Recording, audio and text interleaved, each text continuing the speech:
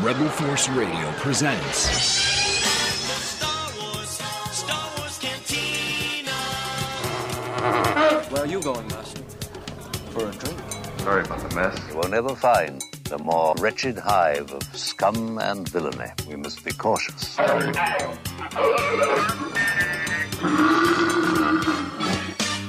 I believe we have on the line with us the good folks at Lucasfilm and James Arnold Taylor. Hello. James Arnold Taylor. Yes. Hello. Jimmy. Jimmy, it's Obi-Wan Kenobi. I understand you'd like to talk to James Arnold Taylor. If he's too busy, we can talk to you, Obi-Wan. I have a lot of questions for you, quite honestly. I hope you got, we don't really need him, no, we don't. We don't. Is Ringo there? Voices. That is awesome. See, I knew Ringo. I mean, I'm sorry. I'm sorry. I didn't mean that. I use humor as a defense mechanism because I was so overwhelmed at actually having the Obi-Wan Kenobi on the line. Yeah, you are talking to Jimmy Mack and Jason Swank. Good to meet you, James. Oh, hey, Jason. Hey, how are Talk you? to you guys. I'm doing great. I'm actually here at Skywalker Ranch right now. And I am just enjoying myself here. And we've been doing all sorts of press for Season 2, which is, of course, October 2nd. And then we have just been watching some episodes and stuff. Dave Filoni has been very gracious to take us around and show us stuff that nobody else can see, which makes us feel important. Well, we were just talking, James, at the beginning of the weekly show that we do, and I was just saying that your time with this character is going to rival and probably eclipse that of Ewan's time with the character. Certainly, you've already done so. You probably spent more time with the character than Alec Guinness did. But by the end of this, you'll certainly have been in Obi-Wan's cloak longer than Ewan. So I feel with most of you guys on the Clone Wars that I'm really getting a connection with you guys. Just as much, if not more so, than the live action guys. Are you feeling that from some of the other fans you're talking to? Oh, well, that's very kind of you to say that, though. I really appreciate that, truly. But, yeah, it is. It is really an amazing thing. And, the fact that I've done, because since Episode 3, I've been, either matching Ewan or doing, Clone Wars in either the micro-series or our, of course, current incarnation, which, we're just so in love with. I've actually probably voiced more Obi-Wan Kenobi than anybody, which is just a trip. It hit me. I'm like, wow. So, and the fans have just been so gracious. I mean, truly, because the great thing about being a voice actor is you get to then, embody a character, and hopefully if you do your job right, people then don't sit there and say, oh, it's James Arnold Taylor. They say, oh, it's Obi-Wan Kenobi, or it's Leonardo the Turtle, or Fred Flintstone, or whoever I'm doing. And that's our job, and that's, it's, at times can be maybe thankless, but we just love it. And it's certainly not with the Star Wars fans. Everybody loves, they've been so kind to us. Well, you talk about your time spent as Obi-Wan. I mean, not only are you doing the current Clone Wars series, which we're all big fans of and we love very much, but you also did the Genndy series. And I think, are you the only voice actor to be carried over from the Genndy series to the current one? I am, yes. Because they weren't going to find anybody to do it as well as you. Very kind. No, seriously, I mean that. But I've been dying to ask, because I just spent some time over the weekend refreshing my memory on the Genndy series. Talk a little bit about the differences between working on that and working on the current Clone Wars series. I mean, obviously a whole different production team. But Sure. What are some of the major differences? Well, I guess, the biggest difference is, for example, I was just actually talking to D. Bradley Baker about this yesterday, is when I get the scripts for that, I literally may have, 3 lines to say, Sure. I'm on my way, and Right. I have a bad feeling about this, and that was it, because the scripts were so action-oriented and very few lines of dialogue. And this is... It's just, this is a whole other world here that we're telling. And we did all of that. We recorded at Cartoon Network. And when we record here, we record at a place called LA Studios, which is great. And they're wonderful there. But, working with Dave Filoni has just been an amazing experience, because he has really helped me embody the character in a way that I can say is paying homage to both Alec and Ewan's portrayals, as well as creating something that I can actually say is my own. And that's been the greatest thing for me there. And I suppose that would also be the biggest difference here, is that it's not to say that I wasn't able to embody it. And in fact, when you said Ringo, that was the direction a lot when I was doing the micro series. They'd say, Ringo it up a bit more. So, Really? really kind of, yeah, that would be the direction every once in a while. And and they were trying to define the age of Obi-Wan in that in between episode 2 and 3, and he wasn't the young Ewan anymore. He was finding a little bit more of the Alec Guinness in there, and so you're trying to combine both of them, and and that's certainly what we try to do here as well. Wow, awesome! So it's not just Ewan you're going after, though. Prequel Ewan, you obviously lean on that, but you probably every once in a while say, maybe I should Alec this line up a little bit. It's exactly it. Yeah, it really is, and that's the beauty of having these amazing performances and this stuff that is, historical. I mean, it's iconic, and the best part about it is it's kind of living in my head. All their lines are there anyway, so you can kind of pull from them, and so I try to slip some of those things in lines every once in a while, and Dave is always very gracious to let us do that, or at least try it and see where it goes. And you never know if it's going to make it to the final episodes, but most of the time it does. Well, James, we've got lots of questions about the Clone Wars. I'm sure most of them you're not going to be able to answer, or you're not be permitted to answer, but okay. we'll throw them at you. But I want to give folks a sense of your career, because it's a lot more than just Obi-Wan in the Clone Wars. I mean, you've given voice to so many iconic characters. You mentioned Fred Flintstone, my gosh. The Teenage Mutant Ninja Turtles. You're the Green Arrow on Batman Brave and the Bold. And not only do you do this kind of animation work, but you are also called in frequently to do, I guess the industry term would be looping or cutting some actors' voices when they've already left. Voice doubling. Interesting. Tell us a little bit about that. How do you get a gig to be a voice double? Well, it's one of those things, for me, it's since I was 4 years old, I knew I wanted to do this work, and I've just been mimicking people ever since. And so I've always been, pretty good at it. I don't mean that to sound like, I'm good at it in a snooty way. I just mean that I just knew I have one gift, I guess, and besides I'm a good cook. But, I think Billy Crystal said it best. He said, I wasn't the class clown, I was the class comic. Because I was the guy that talked the class clown into doing things, and I guess that was probably more my gig as well. But behind the teacher's back, maybe. I'm sorry to say. I was saying before, if Nicolas Cage wasn't able to do a line, then I might come in and do something of his. Or if, say, David Spade is unavailable. Yeah, that's great. Yeah, get James Arnold Taylor. Yeah, he'll come in and do it for me. Or, Michael J. Fox, if Michael is not available, oh, wait a second, this is heavy. Or Shia LaBeouf, who's actually very similar to Michael J. Fox. Or even Justin Timberlake, who is pretty much like me. He just got a little more soul. But then there can be a voice like Andre the Giant. Andre the Giant in The Princess Bride. I did his voice doubling for the video game. And, it's not always ones that sound just like me. Like Christopher Walken, I was Christopher Walken for a James Bond game. It was crazy. When they reviewed the game, they said Christopher Walken did a great job. So I think I did okay. Unbelievable. Yeah. Awesome. James, I mean, there's a lot of folks that do voices. They can pull out maybe they can do a Carson, or more likely Dana Carvey as Carson, or they can pull out maybe a Christopher Walken. But there are these characters that are so subtle, or actors that are so subtle in the nuances and what makes their voices unique, that there are like I don't notice the way Michael J. Fox talks until you're doing Michael J. Fox, and I'm like, he does sound like that. How do you find these? How do you find these nuances, these things? Like, take a person like Michael J. Fox. What jumps out at you? What do you the way you hear it coming back to you that makes it? Question. Yeah, that is a great question. For Michael, the thing is my voice is very similar to him, and as a kid, I was just a great admirer of his work. So that was always the thing for me. And if I like somebody, I tend to be able to latch onto their voice more.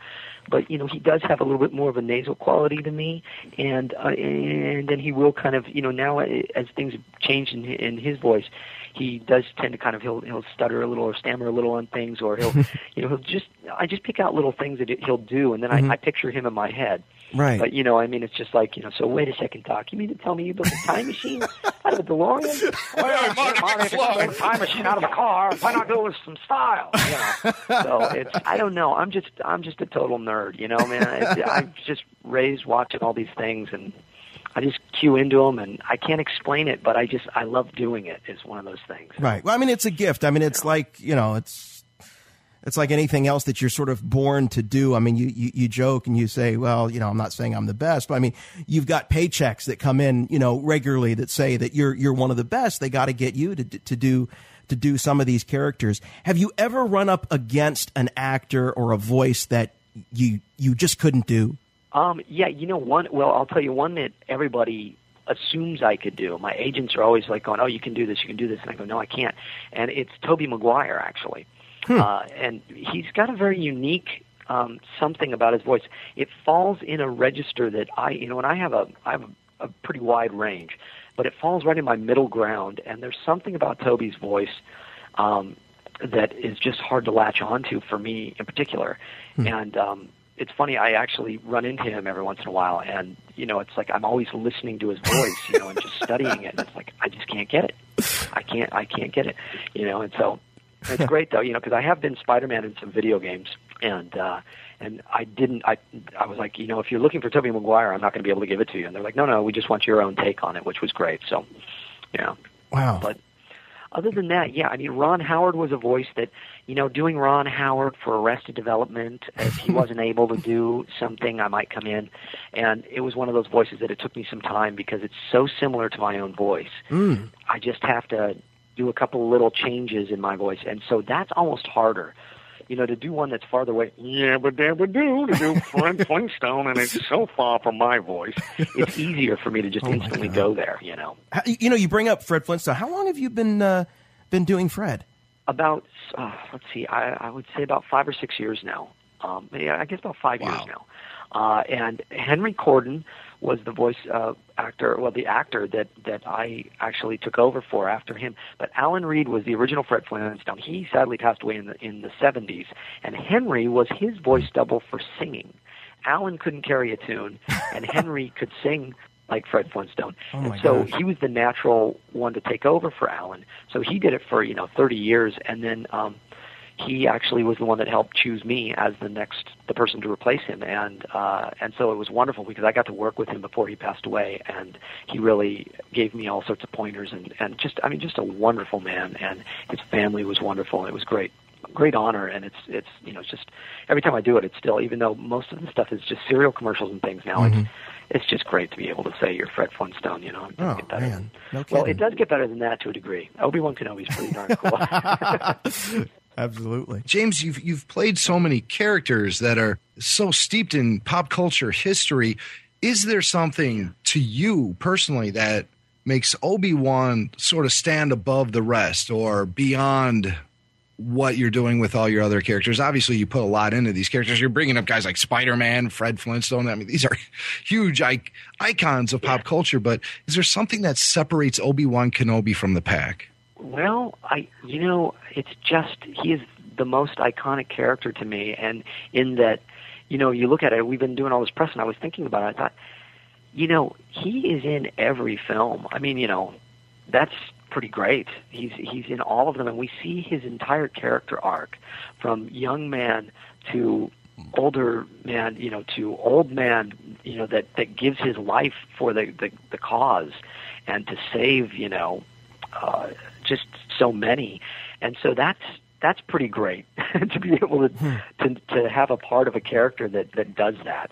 But also, just I think no matter where you go in the world, you can say, "Help me, Obi-Wan Kenobi, you're my only hope," and people know what you're talking about. It's everywhere, and Obi-Wan is just such a beautiful character, and it's thanks to Sir Alec Guinness and Ewan McGregor and of course George Lucas for crafting this character that is such a wise character that teaches us so much, and that's the cool thing about Clone Wars too, is that there's all these lessons in it, and I don't know. I am just a total and utter fan of it all. That's the thing, I guess. That's what it is for me. Is I grew up with Star Wars, and I'm just passionate about it, and so it's so cool. It's just great to be involved in it. So you did grow up with Star Wars. Were you a fan of Obi-Wan Kenobi as a kid, seeing the movies, and do you have any Star Wars memories of growing up? But yeah, I admit though, I was a huge Han Solo fan. So, it doesn't get better than Harrison Ford. But, it's like, yeah, I said in Star Wars Insider did a beautiful piece on me. I was so, humbled by what they did, this new one that just came out. Just got it in the mailbox. I'm showing it to the folks on the webcam right now that can see. Here it is. Still in the cellophane wrapper. Sorry. But I just got it this week, and I can't wait to read it. So very cool. I'll tell you, I got choked up when I looked at the cover, and it says, Alec Guinness, Ewan McGregor, and James Arnold Taylor on the cover. I'm like, whoa, that's, But, I had told them in there, I said, I played Han Solo all the time, and if somebody told me I was going to be Obi-Wan Kenobi when I was a little kid, I would have said, you mean the old guy? Yeah, what? Because we had no idea what we were in for, with episodes 1 through 3 and all of this that we're doing, back then. But, I saw Star Wars when I was 8 years old and in a drive-in theater in San Jose, California, and it was just, it blew my mind. And, as it did all of us, so nothing we'd ever seen before. It's funny you pulled out the Harrison Ford, and I was going to say one of the keys to the Harrison Ford voice is just to feign total disinterest and whatever whoever it is that you're talking to, and it's funny because we often kind of think about these great actors that have played these roles, and one of the things that's really exciting about talking to you guys behind the Clone Wars is that you are all really excited and are not only doing justice to these characters, but you're also fans. And, Ewan has said some things in the past, and certainly Alec Guinness has said some things. What is it about being a part of Star Wars that just excites you so much that maybe some of these, other folks that maybe they don't get it? You think it's because you grew up with it? You know what it is for me? I don't know. Today, for example, D. Bradley Baker and I, D, of course, the voice of all the clones, he's just amazing, an amazing guy. And he said to say hi, by the way. Yes, we had D on, I just left him. Thank you. Yeah, and Dave Filoni sends his best as well, by the way. And we got to shadow Dave today and just watch him work on this show and watch all of the people that work on this show and what they are creating. It goes, and we also, at our lunchtime, we're hanging out with Dave, and what are we talking about? We're not talking about, what'd you see on TV last night, or what about this game or that game? We're talking about Star Wars, and truly because we're all fans of it, and because there is just an understanding.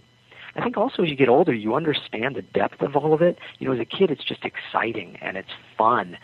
But when you get older and you understand what these stories are telling about good and evil and the lines that are blurred and, somebody that is so wonderfully good can be so awfully bad, later in life. And it's just, there's so much depth to it. It really is amazing. And then throw on top of that all the technology that Dave and his team are putting together into these shows. They are making movies in 22 minutes weekly. And I've been saying this is, I've seen about 10, maybe 11 episodes of this coming season so far. I've been very fortunate to say that. Wow. And they are up there with Lost and Battlestar Galactica and Heroes as far as the storytelling. And that's the thing about Star Wars. It's the story that brings us back. It's the romance of it all. So, well, one of the major things to come out of the all the press that you did this week, all of you guys, is that this second season is really delving in deeper to the characters. We had season 1, which kind of introduced the universe, or this version of the universe as it is. And season 2 is really getting in a little bit more granular and getting in more in depth with the characters. And I know you're not at liberty to give specific examples, but it is widely known that there's a romance. You have a romantic interest, finally. Oh, yes. So it's good to know there's more to Obi-Wan. Yes, very, very cool. And so maybe just if you could give us some idea of what this means, or some examples of getting to know these characters a little bit more this season. Yeah. The coolest thing for me is again, we get to actually see Obi-Wan and all these characters. The best thing about this show, and the thing I would say to the purists of Star Wars, the old school Star Wars fans and all that, and I get it. I get, where people go, what? It's going to be a cartoon or it's going to whatever. You've got to give it a shot. You've got to look at this because this is just great entertainment. And the reason why is we're going to take you places and see things about characters that you've known and loved for, 30 plus years, but on a day-to-day basis. It's like just the fact that, we're going to see some stuff about Obi-Wan and his personal life in that regard of, was there a love interest in all of this in his past? That's stuff that, you can't get to in these movies. There's too much story to tell there. And here we get to break it down. And that's what's so exciting to me about this new season and seeing these characters just work together and hang out together on a daily basis, or a weekly basis, I should say. But that's how the show plays out, is that we're just getting to see them in real life now. Well, James, I hope you don't mind. We Twittered that we were going to have you on, and some folks got really excited and sent in some questions. So here are some questions from some of our listeners. This comes from Joel Kramer. He says, "Hey guys, I saw the news on Twitter. Could you please ask James about my Obi-Wan theory? I have a working theory that based on the popularity of prequel-era Obi-Wan with women, even in non-fan viewers, that the Clone Wars series is marketing Ahsoka to young girls, Anakin and Rex to boys and their dads, and Obi-Wan to the moms. Is Obi-Wan bringing sexy back? Could you ask him?" This is from our listener, Joel Kramer. So, great question. That is great. That's and in all the press and everything I've been doing, nobody has asked me that. I'll bet not. That's great. You got to come to a Star Wars podcast to hear a question like that. Well, I'll tell you, it's funny because even walking around here at the ranch, and there's folks there. It's all the women. They're like, "I love Obi-Wan," and and I walk up, and of course I look like David Spade or something, and I sound like Michael J. Fox, and I walk up to them, and they go, "Oh, you're Obi-Wan," and they're just waiting for me to go, "Yes, my dear." And once I do, they melt a little, and so I'm melting a little. I'm sorry, I'm melting a little. My wife does love the voice as well, I must say. So I think that we need to do a campaign now. I love it. That's a great question. That's fun. All right, this is coming from Lady Vader. And she says, first of all, I want to say, without sounding all fangirlish, that I love your work. You're a very talented actor, and I look forward to seeing you at Fan Days. So she says, I have a quick question. Yeah. What is the most interesting or cool fact that you've learned about the Star Wars universe from working with Dave Filoni? Dave, of course, a repository of Star Wars knowledge. Anything stick out in particular that you've learned from Dave? Wow, it's just a fantastic question. I'm racking my brain because I want to give a great answer, but the biggest thing about Dave is it is amazing the depth of his knowledge of this.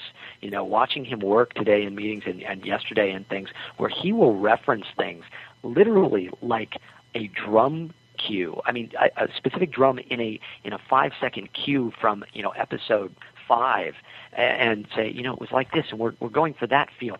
He knows or the light was shining in on the room, this way, coming from this angle. He just knows so much about it. But I think it's truly the one thing he's brought to me is the tragedy of this story. And I think that that's due to all of the time he spends with George Lucas and really, learning from him, that he grasps the wholeness of this story. It's not just a kid's story. It's not just sci-fi. It's not just fantasy. It is a tragedy, the story of Anakin Skywalker and just the whole split of the universe here, and so I guess that would be the one thing is that he's added depth to it to me that I don't know if I would have seen on my own. James, when you talk about the tragedy of Anakin Skywalker, that's something we all know happens. That's the end game for the relationship between Obi-Wan and Anakin until they meet again on the Death Star. Yeah. But you're portraying Obi-Wan at a time when they're successful as soldiers, working together, best friends, band of brothers. And knowing what the end game actually is, does that kind of make it difficult for you sometimes to stay in the moment? That's a great question, and you know, it's one of the things that I think we all kind of try to do in the series. But I specifically do think of that a lot. And when I go in to record an episode, I have to tell myself. In fact, I listen to a lot of Ewan's dialogue. I have it on my iPod. I have all of his lines of dialogue on my iPod, and I will not listen to episode 3 on purpose because I'm not there yet. We're not there yet when we're recording, you know. And so I do take that into effect. The fact is, I still believe, my Obi-Wan Kenobi still believes he's the chosen one, and he will save us. You know, I mean, that's the truth of it. And so I have no inclination that he's going to turn. You know, I know that he has issues. I know that he has, you know, stuff that needs to be worked out, but I'm just doing my best to keep him guide him and show him, you know, the ways of the world, and hopefully not mess it up. And so I look at it now as like, you know, he's seen this young boy grow up into a man, and now they're on equal playing fields. It's almost like Anakin is the same age as him now, and where it was an older brother, now it is, like you say, a band of brothers or best friends that happen to have, you know, maybe they butt heads politically or spiritually being on the Force and how it, you know, should work. So it's pretty wild. But yeah, you do have to remove yourself from episode 3 when doing this. You know, that's one thing, and I've said this since I saw the film last summer, that hit me immediately when I saw the movie was that finally we're seeing the relationship that we've all wanted to see, which is Obi-Wan and Anakin as brothers, as best friends, as kind of equals in a way. And I got to tell you, you and Matt really just nail it. And do you think that is because you're working together in the same room most of the time? Does that have a lot to do with it? I think that's absolutely right. I think it is, you know, so much to do with it that we're there together and that we're friends. You know, outside of this, we're friends. We talk on the phone, we email, we hang out, you know, if we get the opportunity, certainly to see each other. And it's great. You know, the one little story I can share is that, you know, when we're in the studio and before they start rolling, I'll be talking to Matt. We're usually next to each other. The way it'll work in a record session is, you know, depending on who has what dialogue with who, they will kind of place you next to them. So usually I'm between Matt and Ashley. I'm sure you've seen some of the behind-the-scenes footage, and you see we're usually pretty close to each other. Right. And so we'll be talking, and Dave will be like, "This is it. This is what I'm talking about. This is what we need to have in the show. You know, your camaraderie here." And it's funny because a lot of times I'll be sitting there with my, you know, arms crossed and my hand on my chin, you know, or something, listening to Matt talk to me, and he goes, "Look, it's Anakin and Obi-Wan talking to each other."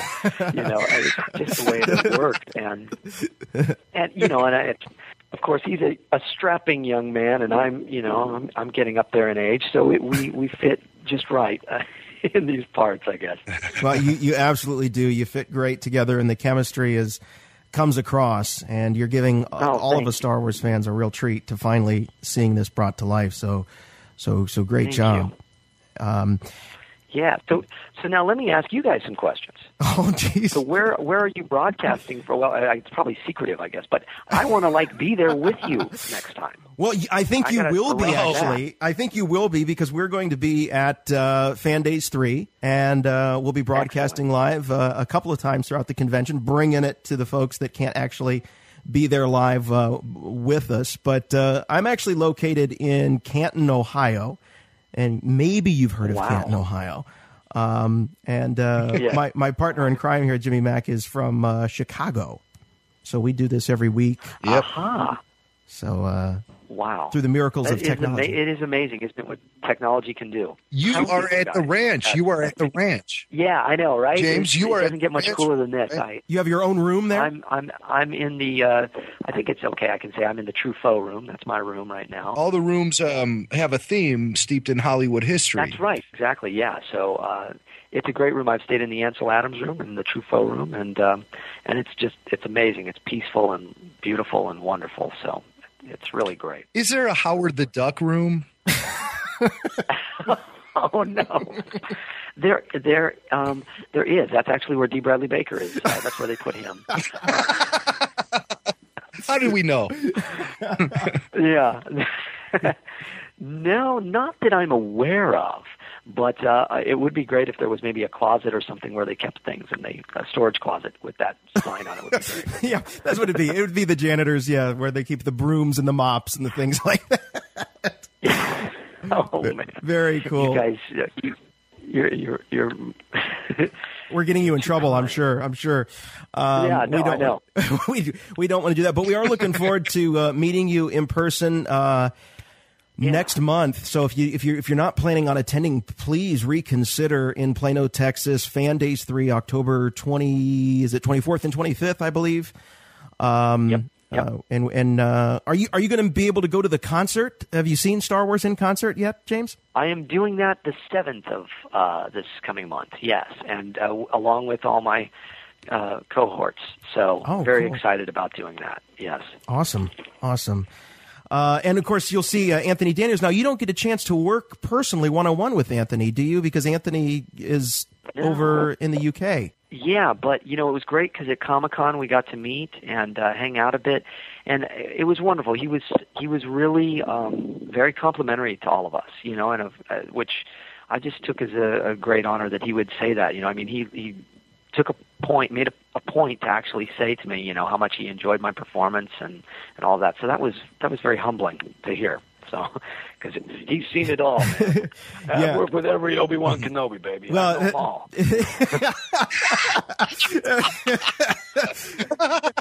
that reminds me, we were actually... You don't want him going, and you, sir, know Obi-Wan Kenobi. That would be bad. I love that I'm doing a scratchy, New York guy for Anthony Daniels. Well, it's kind of hearkening back to what George originally intended 3PO to be, was the used car salesman kind of guy. And that's certainly not Anthony. Right, that's not at all. Right. Yeah. Right. No, it's very cool. That was a good call. So It'd be exciting to see. I got one question that just kind of came to mind, James, is you got a lot of very talented folks that are working on the Clone Wars, particularly in the voice acting department. Do you ever catch each other, doing impressions of the other folks in the room? I mean, do you ever try to do Matt Lanter? Yeah. Or how absolutely. The way it works is, if somebody does happen to be gone, Dave will say, James, can you fill in for, whoever? And or a lot of times, one of us will read scratch, meaning just a scratch track, a placement track as Anthony, because, obviously he's not there. And so Dee does a pretty good Anthony, pretty good C-3PO. Of course, Tom Kane does an amazing one. And but yeah, we all kind of fill in for each other. And Phil Lamar actually did a great Matt Lanter actually on one. So, but we all, every time, and Tom Kane does his stuff from his studio in Kansas City. And so, we all come in and give our best, opening announcer guy, and so it's pretty fun. Right. It's fun I got to add, we were corrected by the folks that are listening live and are in the chat that James isn't the only one that's made the crossover from the Genndy series to the Clone Wars. How could we forget the great Tom Kane? He also did Yoda in both. That's right. But it almost goes without saying at this point, right? I mean, Tom Kane. I mean, his autograph is soon going to become Tom Kane is Yoda, like David Prowse's autograph is, because he's just made such an indelible mark. James, I can't thank you enough for taking the time to be with us tonight. I know you're a busy guy. Clone Wars Season 2. Oh, and one last thing I will say that I saw that blew me away is the game. I'm certainly not trying to. It's not a shameless plug. It's an honest plug for Republic Heroes. It is fantastic. It's a great because it immerses you in the show. It's just like the show. It looks just like it. They use the same, artwork and writers and all of that. And I just had a blast playing it. So if anybody's into that stuff, you gotta check it out. It's great fun. But honestly, what you guys do is super fantastic, and everything, and all the fans as well. But I can't thank you all enough for being so supportive of us, and it really truly means a lot to all of us on the show. It really does. Well, what you do means a lot to us too. You're carrying this legacy on your shoulders, and it's like we get to be kids for a few more years. It's pretty cool. Yeah, exactly. Awesome, James. Thank you so much. Okay, thank you, James. I will see you guys soon. Yes, see you All next right. month. Take care. All right, And you too, bud. Of course, may the force be with you all. Ah, great. Never get tired of saying that. I don't get tired of hearing it. Thanks, man. Take care. All right. All right, thanks so much. Bye-bye. Okay, bye-bye. All right. How cool is that? The great James Arnold Taylor, Obi-Wan Kenobi from the Clone Wars. The great James Arnold Taylor. Jason, when he went into that montage of voices, I mean, wow. The thing is that most of the voices that he was doing, with a few exceptions, are these characters that you don't typically hear, impressions of. And to me, that is the art. I mean, anybody can go, Jimmy Stewart, or, whatever, some of these voices. But to put Michael J. Fox, like, he doesn't have a funny voice, or David Spade, or some of these more subtle personalities and voices. Very, very cool. At the very beginning, I made the Ringo comment, and little did I know, they were actually giving him direction to Ringo up his Obi-Wan. Unbelievable. That, to me, is incredible. Now, see, that's right. I'd like to hear Obi-Wan Kenobi singing Yellow Submarine. That would be cool. Well, I mean, it's those trained broadcast ears of yours, Jim. You hear some of those elements that go into the cocktail, I guess, of these different voices. Jason, I love the way you just put that. I think that is going to be read at some point in my life. Let's just say, I want you to do my eulogy when we're at the funeral pyre, because I'm going out like a Jedi. I want the funeral pyre. I want the branches, and I want you to walk over, and I want you dressed as Return of the Jedi Luke. Right. And I want you to have that flap unbuttoned. And I want you to walk up with the torch, and I want you to just set me up in flames. I always wondered, at the end of Phantom Menace, they have Qui-Gon Jinn on that funeral pyre, and they're all just in that dome little room. It was like a little dome. That must have stunk like, could you imagine all the hair on that guy? The robes, the barbecue, the Jedi barbecue. I mean, no one ever in the Star Wars universe ever complains about that, okay? I'm sure when Luke went running up to Uncle Owen and Peru, oh, God, what is that? Oh, God. Oh, what is that? Oh. George rightfully put that one on the cutting room floor. I was going to say, isn't there a line from Robot Chicken when the Emperor's describing what Vader must smell like? It was something wrapped in bacon. Yeah. Wait a sec. You've been flying around for 2 weeks trying to get a signal? Oh, you must smell like feet wrapped in leathery, burnt bacon. Hey, it's James Arnold Taylor, the voice of Obi-Wan Kenobi, and I must tell you, the source for the Force is Rebel Force Radio, your source for the Force. The Force is strong here indeed.